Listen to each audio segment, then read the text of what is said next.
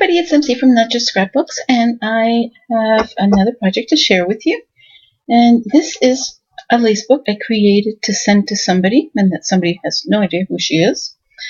And I made it with one of those albums that you get to cover this part of it. I can't remember where I got this one. I might have been Hobby Lobby, but I'm not sure. I know that the next one I'm going to show you is from Hobby Lobby. So this is a lace book. I wanted to make a lace book that you could switch out the pages and have it protected when it's in your bag, because you never know if it's going to get caught in the rain. And anyway, this is what I came up with. So it's actually a very pretty binder. And right now I have an angel on here. I don't know if the angel is going to be what's going to stay on here. But if my camera again will cooperate, which would be nice. Okay, let me see if I can. There we go. It's a pretty little angel. Sorry about the dried out nails. I've been cleaning and stuff all evening, getting ready for a crop at my house tomorrow. And a bunch of pretty flowers. And this is a vintage lace, so is this, that I got at Antique Mall in Waynesville, Ohio, when I went there with my friend Jamie. And I believe this is a prima flower? I can't remember what that is. Beautiful. And I used the hope chest from Pink Paisley to make the book because I thought it was kind of vintagey, and I thought a person just might like it. I hope. And of course I put some lace in it, and here she can write her name or whatever she would like. And then I have some really pretty vintage laces here. And then each card is in its own little plastic pouch. And it comes out, and then you can just change the whatever card you want to put in there. And I'll show you what my system's like. I didn't, of course, make the whole big system for this person because she's very crafty herself. And if she wants, she can add pages and lace. And if she doesn't, well, she has a pretty album she can use. And I put cards here. My intention was to put embellishments at the top, but it looks better without a whole bunch of stuff up there. And I figured that the person that was getting it might want to alter part of it to fit her needs. So I didn't decide to put any particular names on there, though I had thought that probably we would have white natural, and then specialty laces, and so you can have a really big one. And then there's some crochet laces, and I put extra pages in here so that she can put some of her own lace in here. And then this page is in the back is just to protect the lace from getting the pockets to getting stuck in here and breaking off. So that's my lace book that I am going to send to somebody. And now here's the lace book that I created for my sewing room upstairs.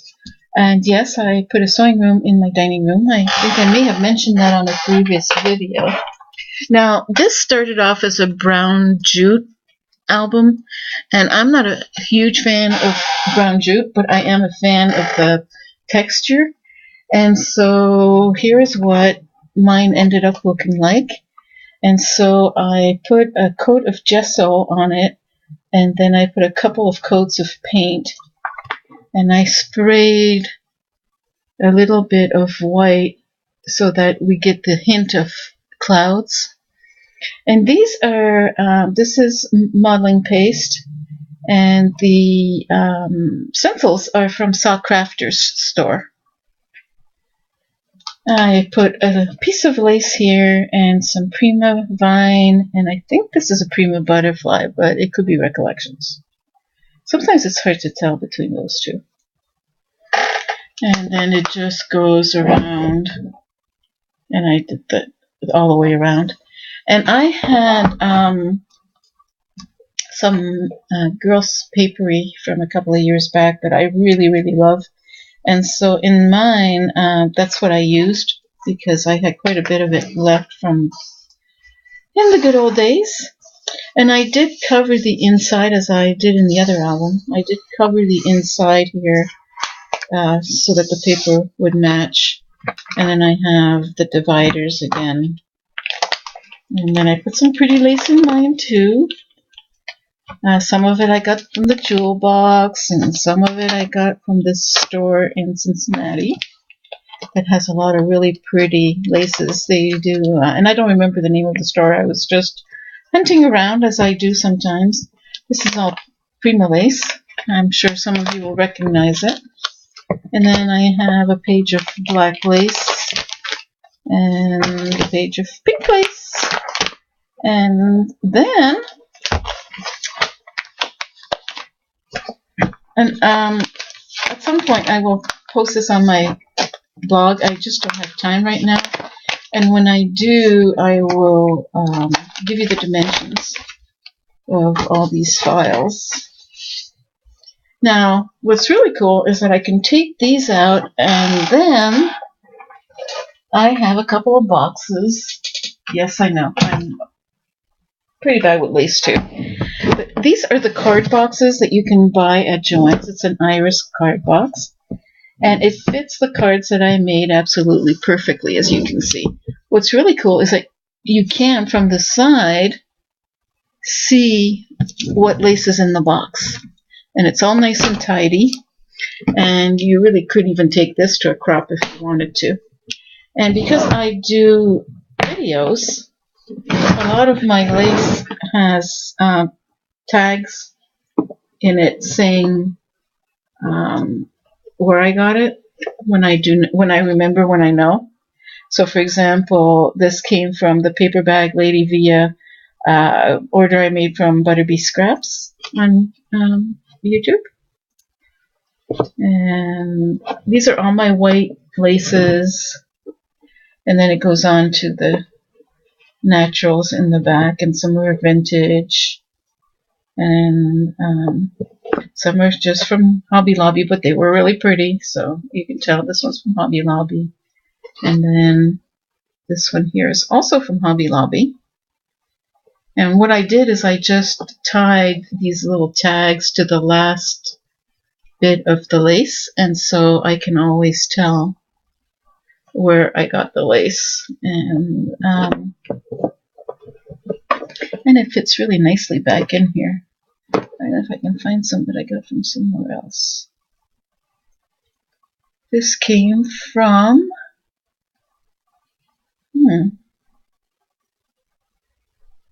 oh, that's from a store. And some of them don't have, because I really didn't know where they came from. This is from MB Treasurista. This one here. Now I've got some from the jewel box, and some is vintage. This is vintage lace from that same antique mall in Waynesville. So basically, I have some whites in there, and so it's kind of easy, and you can see it, and it stays clean. Which, for lace, is kind of important that it stays that way. And this is the box with the colored lace. And it too is on the same cards that I made. And I know, it's kind of silly to have, covered both sides and done all that stuff. But for me, it was kind of important because I like things to be pretty. What can I say? I really like things to be pretty. And see, they're all, again, here. I think this came from a fabric store. Yeah, fabric shop in Waynesville, Ohio. And let me see. So anyway, there's a lot of pretty lacing. That's some of this green one. There's more black in here that I didn't have room for in the other one. And there's, some white. This is from Hobby Lobby. Anyway, I thought I would share. I hope you enjoyed this video. It's a little long-winded but it's kind of fun. And it's also like really pretty if you leave it on your desk.